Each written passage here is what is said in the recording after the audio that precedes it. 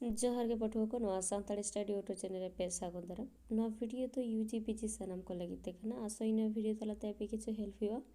जदि नवा video helpful पे मने खे कमेंट बॉक्स रे जाना ऑल पे हिडिन तबना ताहले आदो क्वेश्चन सेन गिवन मांग लेन गे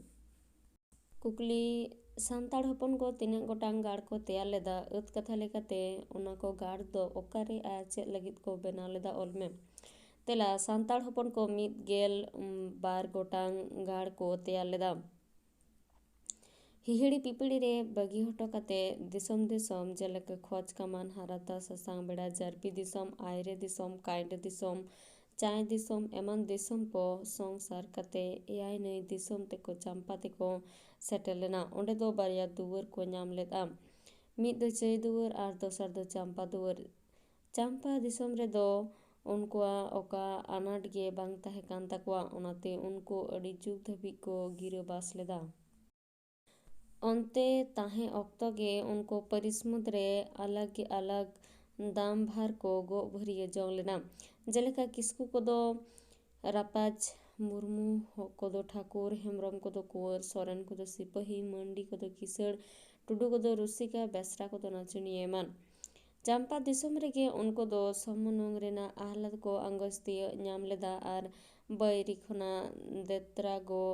लगित गाड़ को बेनाव लेदा ओंडे गे मिद गेल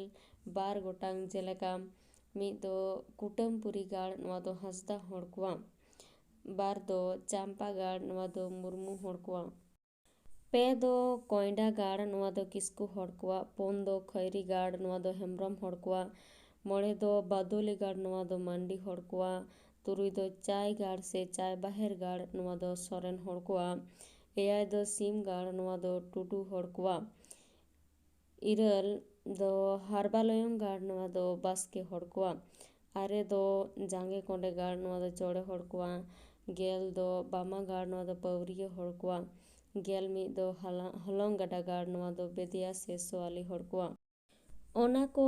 गाड़ बेनाव रिया जोथात कारण दो ताहे कना बैरी खना अकवा ससनो से सभ्यता टेका दाराम सानताड़ जीवन रेना ओना मुहिम ऑक्तो रे सिरजेव लेना गहिर बोतर चेदा बांगमा उन ऑक्तो आर्जो दिकु तुड़ुक एमान जाति गुआ आक्रमण रिया तेर ताहे कना आदो उनको बैरी खना रेहाय लगित गे सानताड़ हपन को मिद गेल बार गोटांग गाड़ को तैयार लेदा